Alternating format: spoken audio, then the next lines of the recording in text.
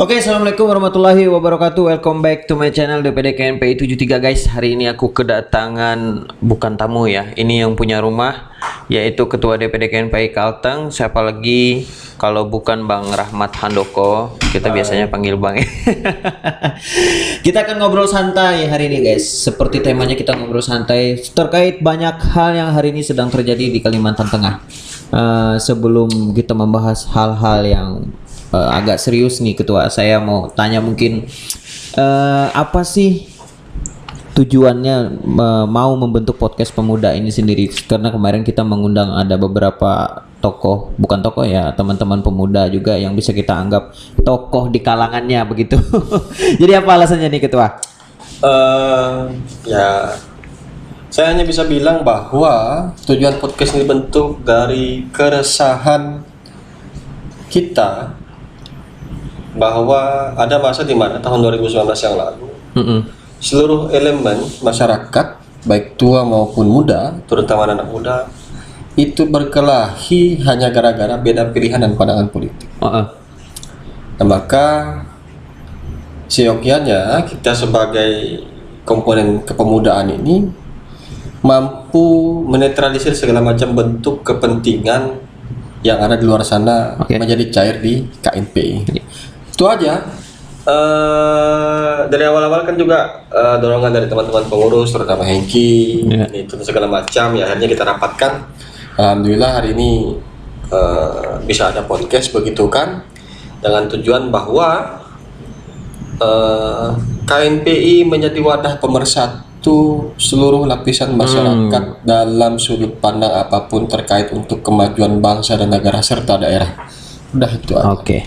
Oke Ketua, terkait tujuan KNPI tadi sudah dikatakan sama Ketua bahwa tujuannya sebenarnya untuk menyatukan teman-teman yang hari ini lagi panas-panasnya baik di sosial media maupun sampai tidak bertegur sapa ketika pada saat bertemu. Tapi niat kita ini Ketua sudah terdengar begitu bahwa kita ini ada keberpihakan dengan salah satu pihak gitu kan. Apalagi kita ada kata-kata bahwa kita mau menjual salah satu figur seperti itu. Apa tanggapan Ketua dengan hal-hal yang seperti ini? Saya cuma bisa bilang dua hal. Pertama, mereka suujon. Kedua, mereka nggak suka saya. Udah itu aja. Buktinya apa begitu kan? Ya. Buktinya apa? Buktikan ke kita dong yang konkret begitu. Kita ada nggak pernah menghadirkan bakal calon yang pasang baliho? Betul. Selama mungkin masa penjaringan para partai politik kan nggak ada. Ya. Kita mengundang orang-orang yang punya keberpihakan secara pribadi terhadap salah satu sosok yang kemungkinan akan menjadi bakal calon gubernur. Udah itu aja. Karena mereka juga kan yang ramai dan berseliweran di sosial media di Kalimantan Tengah, berdebat ini itu dan segala macam dengan segala macam argumennya, lalu kemudian kadang membuat ricu, kadang membuat ramai begitu kan. Ya kita ingin bongkar-bongkaran aja begitu kan, apa kepentingan yang ada di balik apa kepentingan yang ada di balik status-status yang ada di media sosial. Betul. Itu aja. Betul Ketua. Oke Ketua, apakah nanti KNPI sendiri tidak takut ketika misalkan begini? Ini kan masih bakal calon ya, belum ditetapkan sebagai calon. Tapi kalau sudah ada penetapan dari KPU terus KNPI berinisiatif, kita bukan untuk memberikan panggung untuk mereka berkampanye sebenarnya, tapi kita coba menggali tujuan mereka untuk menjadi seorang pemimpin di Kalimantan Tengah. Tidak hanya satu, tapi semua. Kalau seandainya nanti KNPI mampu menghadirkan mereka, apakah KNPI tidak takut dinilai bahwa kita menjadikan ini sebagai wadah untuk landasan politik praktis gitu? Yang harus diketahui bahwa di KNPI ini kan ada berbagai macam warna dan latar belakang. Semua punya kepentingan, baik itu kepentingan politik dan lain sebagainya. Nah, cuman memang ada kemungkinan menurut kita untuk mengundang para calon nanti podcast di sini. Semua calon yang sudah ditetapkan KPU. Nah, cuman kan kita perlu juga regulasi dari KPU, karena setahu saya di 2018 pilkada serentak juga di Kalimantan Tengah, beberapa kabupaten kota, Nah, itu memang ada beberapa teman-teman organisasi itu yang coba mengadakan debat kandidat dan Betul. lain sebagainya, cuma Ya. terbentur dengan regulasi yang ada di KPU sehingga Ya. tidak bisa diakan oleh KPU. Nah, ini posisi sekarang kita masih masa pandemi, kemungkinan juga pasangan-pasangan calon nantinya yang akan ditetapkan itu hampir dipastikan, setahu saya baca beberapa poin pasal terkait KPU tentang pelaksanaan kampanye itu tidak mengumpulkan orang banyak begitu. Betul. Tidak mengumpulkan orang banyak. Jadi akan ada banyak nanti media-media kampanye yang melalui media sosial. Nah, cuman memang kita tidak mengkampanyekan. Betul. Nanti host dan siapapun nanti yang berkesempatan untuk menjadi host kalau ini bisa terjadi, hanya menggali sejauh mana visi dan misi para calon. Itu Betul. aja. Hanya menggali, bukan mengajak berdebat dan lain sebagainya. Karena kita bukan bagian dari penyelenggara pemilu. Betul. Karena kalau dibilang kita ini bagian dari elemen yang mengawasi dan memantau jalannya pilkada. Semua masyarakat mendapatkan hak pilihnya, Ya. memaksimalkan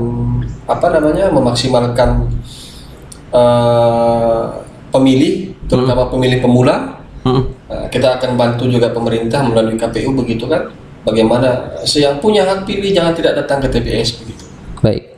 Apapun bentuknya, karena anggaran untuk pelaksanaan pemilihan kepala daerah ini kan tidak sedikit. Jadi sayang kalau surat suara nanti yang dicetak itu tidak digunakan oleh user yang ada, Oke. oleh para pemilih. Atau mungkin tidak menutup kemungkinan kita bisa mengundang pihak penyelenggara seperti KPU, Bawaslu, Panwaslu, dan juga pihak keamanan yang mengamankan pemilu itu sendiri ya Ketua ya. Ya, Itu tidak menutup kemungkinan. tidak menutup kemungkinan. Tinggal nanti hasil kesepakatan teman-teman di tim podcast ini saja yang sudah saya bentuk. Bagaimana mengatur bentuk dan isi yang ingin kita bahas dalam setiap podcast.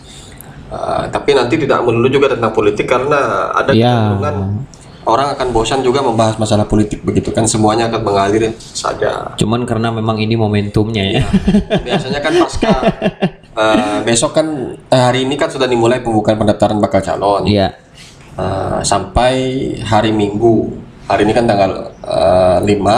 Hari ini tanggal 4, tanggal 5. Hari ini tanggal berapa, Bang?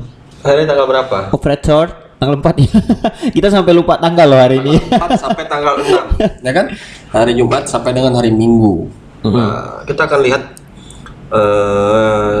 semoga saja semua berjalan dengan baik, tetap menerapkan protokol kesehatan, agar semua yang diinginkan itu berjalan damai dan lancar begitu. Baik Ketua.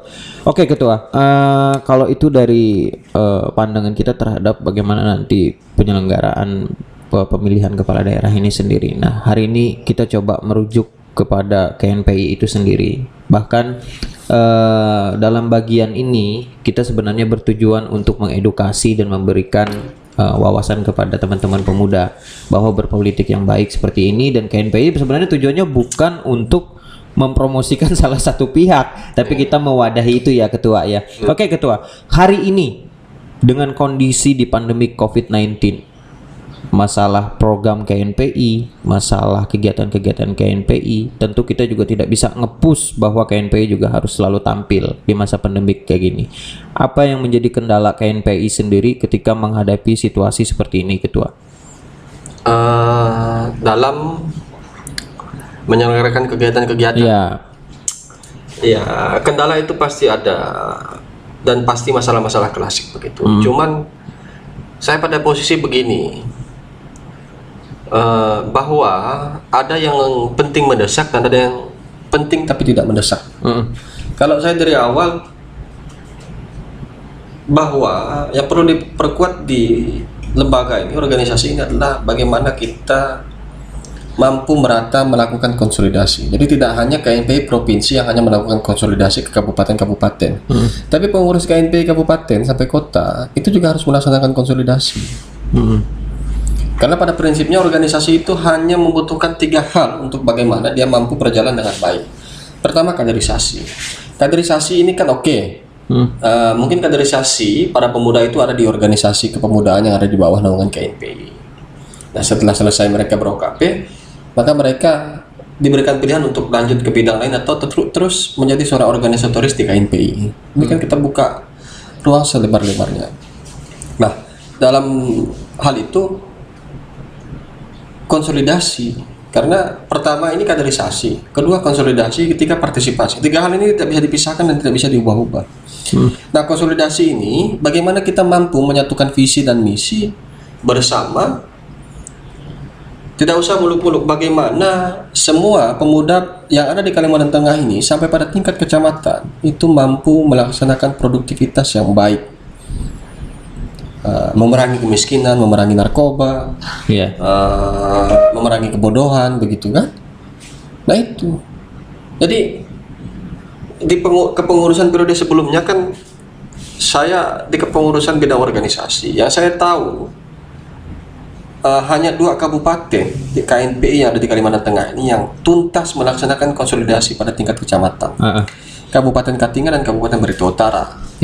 Nah, yang lainnya ada, cuman kan tidak sampai habis. Tidak sampai habis ya.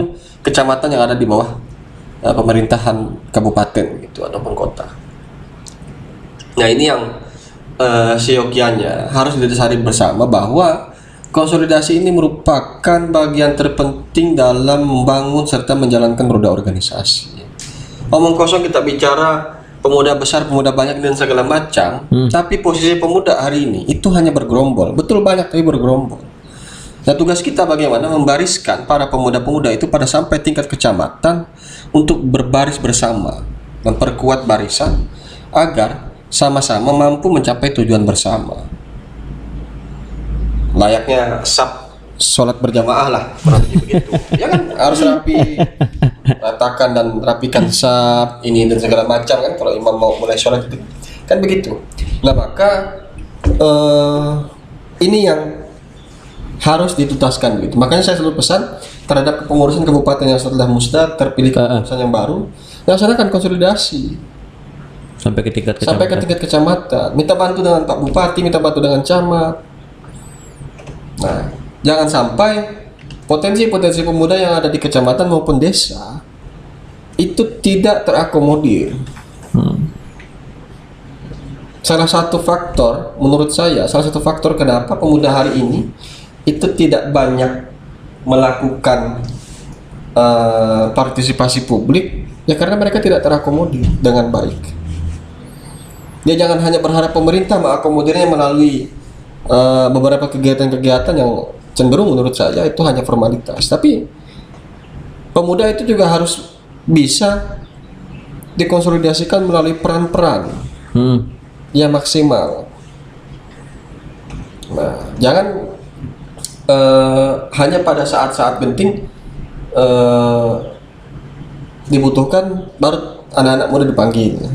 Nah, harusnya anak-anak muda ini dirawat oleh seluruh tingkatan pemerintahan sampai pada desa. Jadi ada apapun kegiatan dan segala macam pemerintah desa, ini keterlibatan pemuda lah yang diutamakan gitu. Karena kalau tanpa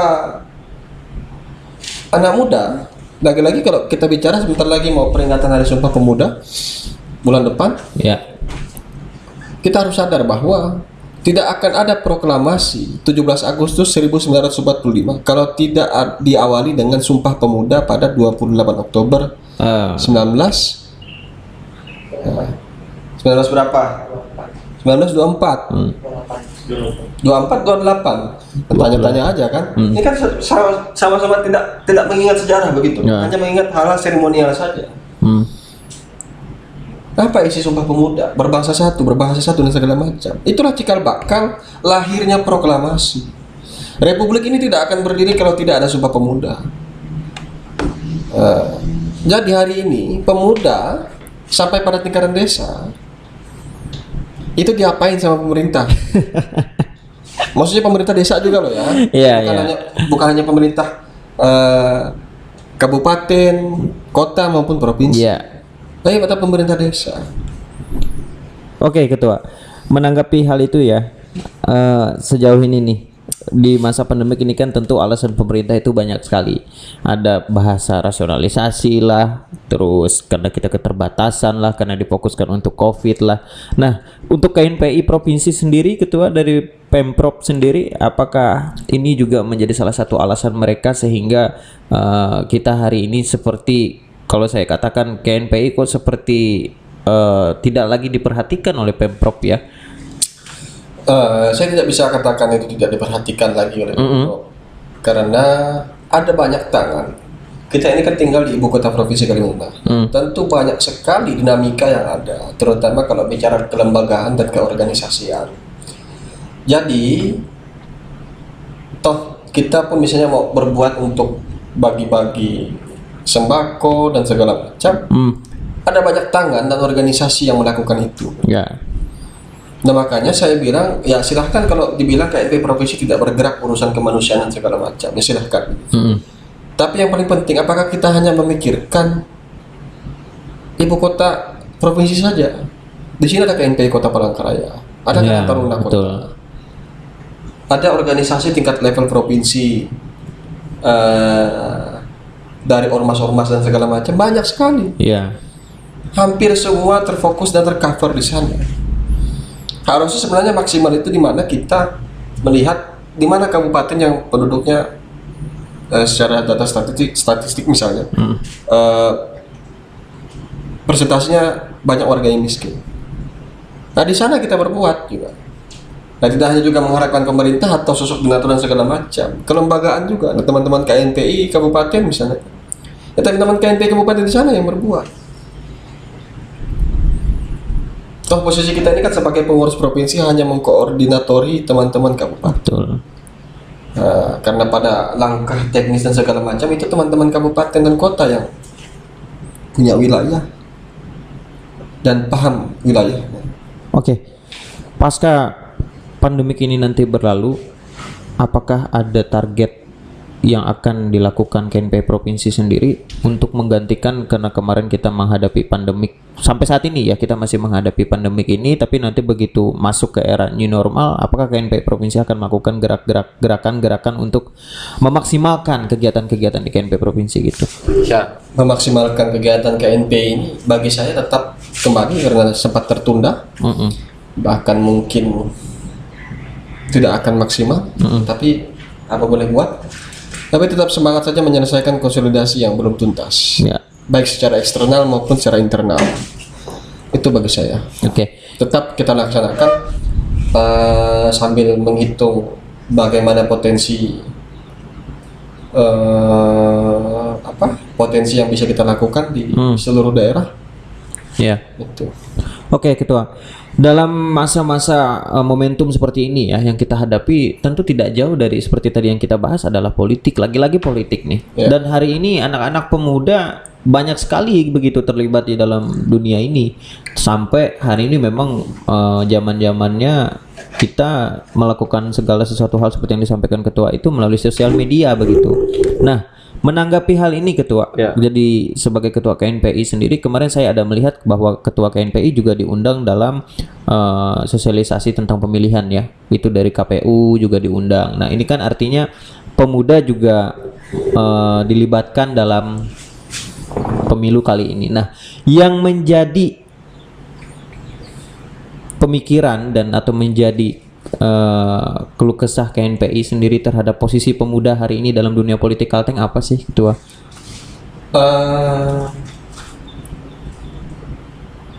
Apa ya? Pertama itu bagaimana pemuda mendapatkan hak pilihnya. Betul.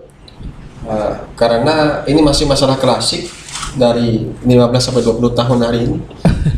Masalah mendapatkan hak pilih ini terkait data dan segala macam, errornya masih tinggi. Itu saya lihat. Jadi banyak data yang tidak valid, entah usernya atau penyelenggaranya kita sama-sama tidak bisa menyebutkan. Tapi yang pasti, sekalipun ada dan terdaftar sebagai pemilih, ini anak-anak muda masih katakanlah minat datang ke TPS dan memilih itu masih rendah. Terakhir kalau kita lihat 2019 pemilihan legislatif maupun presiden kan berkali-kali pemilihan langsung ini kan tidak pernah di angka 90% jumlah pemilih yang menggunakan hak pilih. Ya. Pernah di angka 95% lah begitu. Nah, selalu di bawah itu. Atau misalnya kalaupun ada saya nggak tahu data, DPT kita berapa begitu kan? DPT kita misalnya katakanlah seprovinsi Kalimantan Tengah 1.700.000 sekian itu DPT ya. Nah, tapi nanti yang surat hasil pemilu kan keterlibatan pemilih itu kan paling di angka 1.300.000 1.400.000. Apakah nggak mampu gitu kan menembus 1.600.000 jumlah pemilih gitu? Nah ini ada masalah apa? Partisipasi pemilih ya. Nah cuman itu masalah partisipasi pemilih. Kedua ini masalah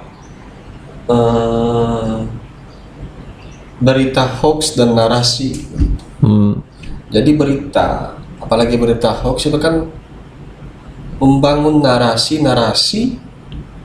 bagaimana seseorang mampu menilai serta berpendapat terhadap segala sesuatu yang dia sebenarnya tidak tahu akar permasalahannya. Oke. Nah ya, kita pantau dari awal tahun bahkan dari akhir tahun 2019 memang sudah ramai membicarakan pasangan calon ini itu segala macam lah. Ya. Narasi-narasi di sosial media ini kan kadang-kadang cenderung membuat orang terpecah belah. Harusnya anak-anak muda di luar sana itu bagaimana mampu membangun narasi agar persatuan dan kesatuan anak muda itu tidak terpecah belah.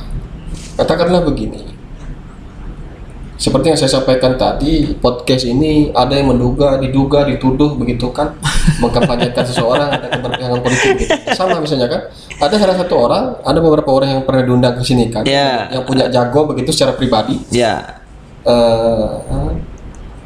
membuat status di sosial medianya, bahasanya mengkampanyekan terhadap halayak ramai yang ada di sosmednya, bahwa dia punya jagoan si A dengan latar belakang, pengalaman dan lain sebagainya.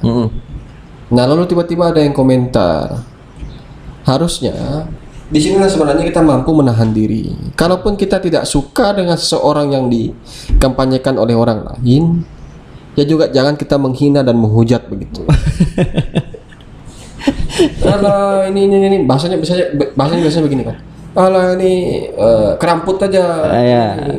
Jalan di sini kayaknya nggak dibangun. Ini janjinya nggak ada apa segala macam. Nah itu kan membuat narasi kebencian akhirnya. Lalu datanglah rame-rame ke status itu saling beradu argumen. Akhirnya argumen-argumen itu tidak ada yang masuk akal dan masuk logika. Lalu menyerang ke personal. Seolah-olah yang menyatakan tidak sepakat ini itu kayak paling bersih aja. Nah sementara yang tetap membela ini itu juga seolah-olah tidak melihat bahwa kelemahan jagoannya ini juga ya ini manusia begitu kan. Yang dia jagokan ini juga manusia, pasti punya kesalahan. Nah tapi kadang-kadang di sini yang tidak ketemu begitu kan. Nah ini saling menghujat, menyerang personal. Ini kan tidak elok. Tidak. Ya jangan ngomongin pendidikan politik begitu. Kalau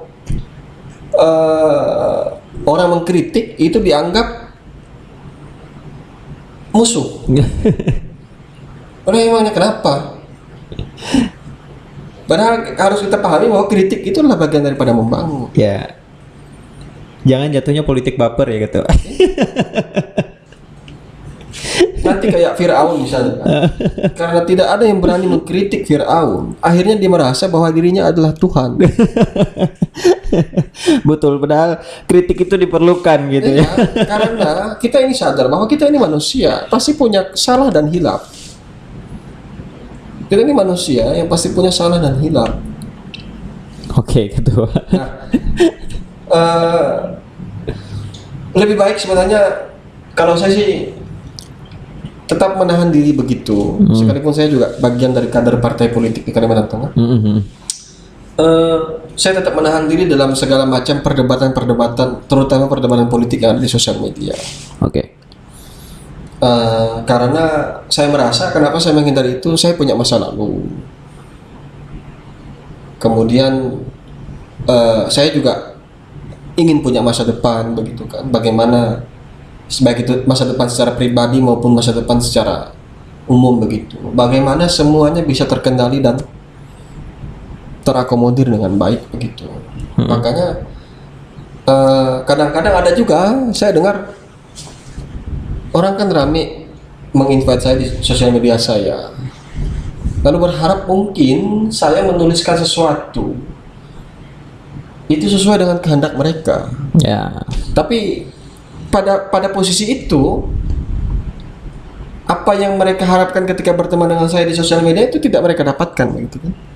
Karena pada posisinya saya tidak ingin merusak pertemanan begitu. Saya tidak ingin merusak pertemanan dengan melakukan segala sesuatu yang bagi saya potensi mudaratnya lebih besar daripada manfaatnya. Jadi silahkan apa segala macam. Bahkan ini terakhir Ya. ada yang mengukur isi kepala saya itu hanya melihat dan memantau dari isi status-status sosial media saya. Nah ada juga ya manusia begitu. Karena nih, kok mengukur seseorang itu dari status media sosial. Nah ini yang saya lihat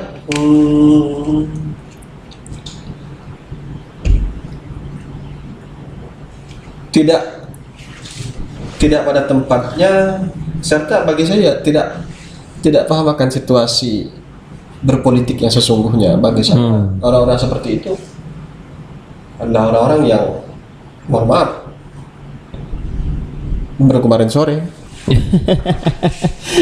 Oke Ketua, karena kemarin udah diundang KPU dan juga menjadi salah satu pemateri untuk memberikan pencerahan tentang situasi politik hari ini di Kalteng sebagai dari tokoh pemuda, apakah KNPI provinsi sendiri ini memberlakukan atau ada perintah khusus untuk semua kabupaten pengurus kabupaten di Kalimantan Tengah untuk menyukseskan pemilihan kita kali ini? Bukan berarti kita terlibat politik praktis secara kelembagaan.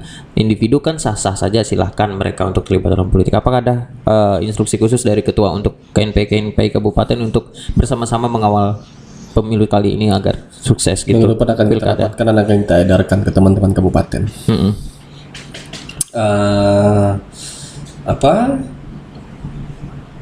Karena hari ini dan sampai hari Minggu sampai lusa itulah pendaftaran, lalu kemudian pasti tahapannya adalah penetapan calon. Dari bakal calon menjadi calon, lalu kemudian mengambilkan nomor urut. Setelah mengambil nomor urut biasanya akan ada masa-masa kampanye dalam bentuk yang kita tidak tahu regulasinya seperti apa secara jelas. Nah disitulah nanti akan ada banyak potensi-potensi konflik yang terjadi di masyarakat. Nah disitulah kita mencoba menjadi penengah.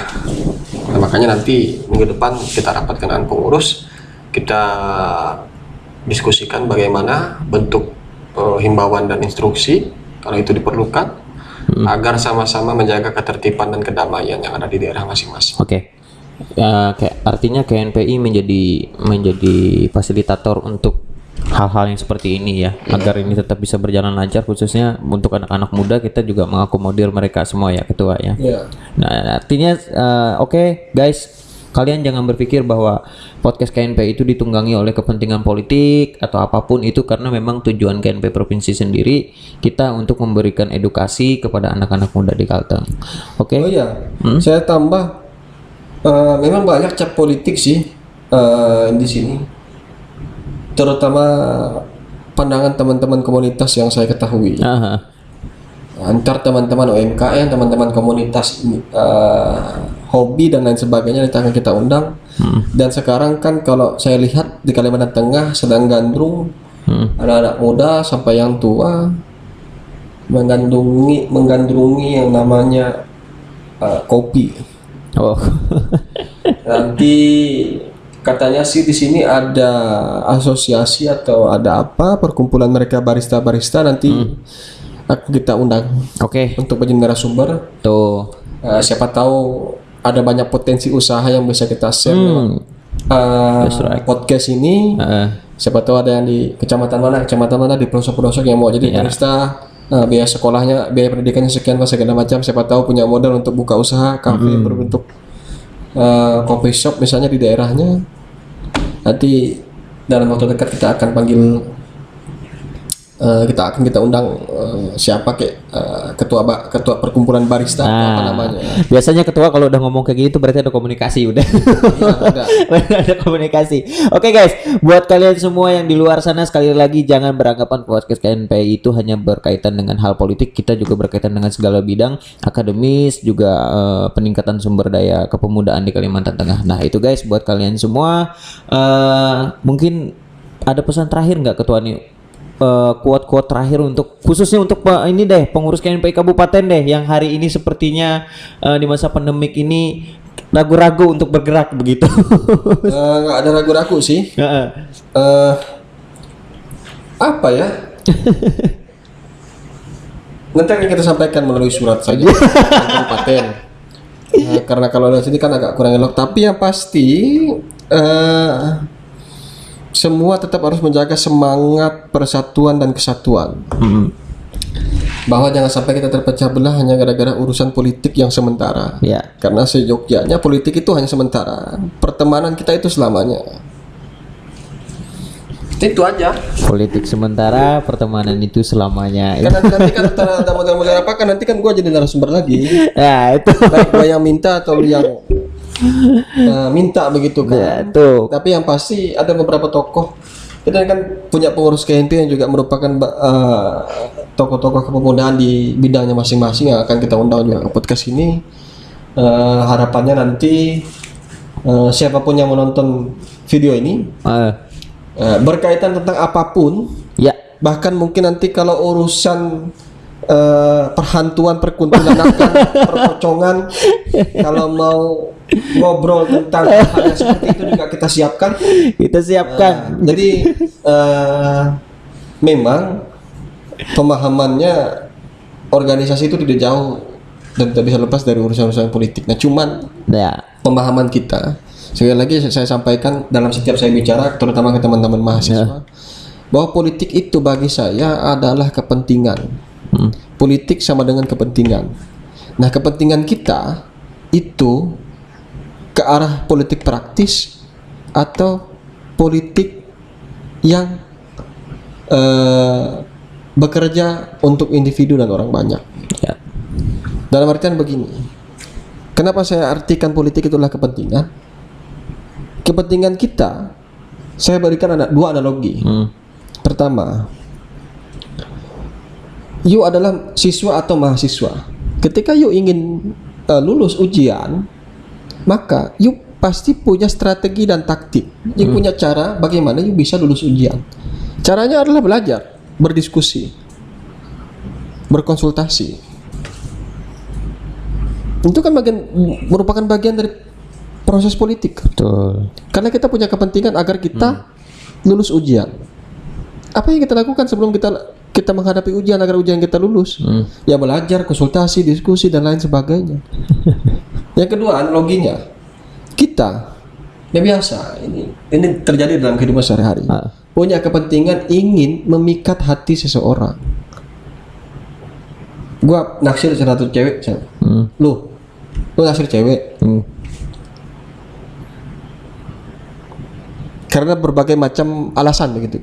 Nah, bagaimana you bisa mendapatkan hatinya sehingga dia mau pacaran sama lu begitu kan?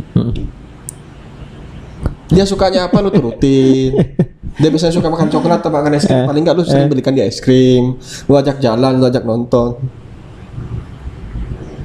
Nah, jadi aneh kalau ada orang di luar sana itu sangat anti dengan politik, padahal kehidupannya itu diisi dengan kegiatan-kegiatan politik.